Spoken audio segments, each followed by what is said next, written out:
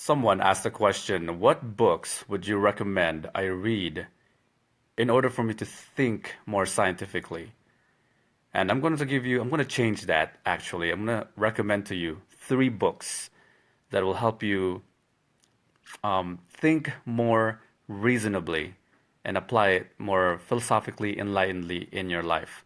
It'll help you get rid of a lot of misconceptions that you have and increase your self knowledge.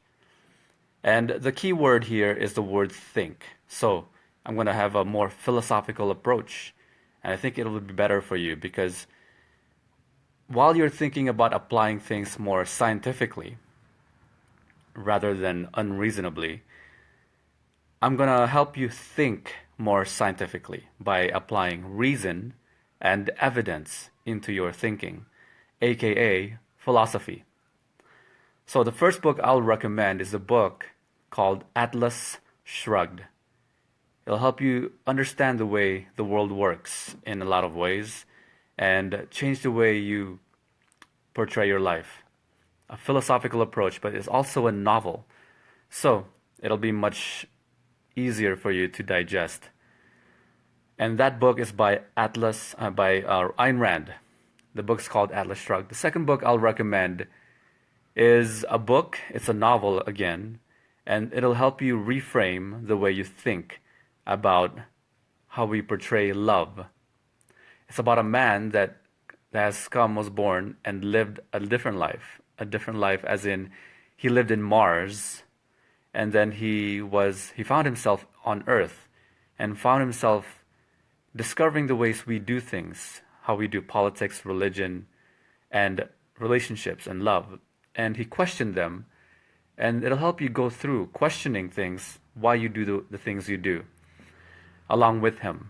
And the book is called Stranger in a Strange Land by Robert Heinlein.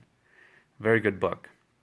Third book I'll recommend, well, it's a general approach and helping you taking a look at the different philosophies you have about life, such as self-deception, such as altruism and kindness and virtue, and how to be virtuous, how to not be virtuous the way you're doing it now. A lot of things you're doing where you perceive them as virtue, also known as being good, is actually not being good. It's actually disastrous to yourself. And the book is called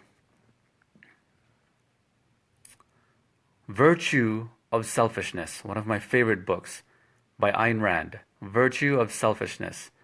This one's not a novel, but it's pretty easy to digest. I recommend you read it over and over.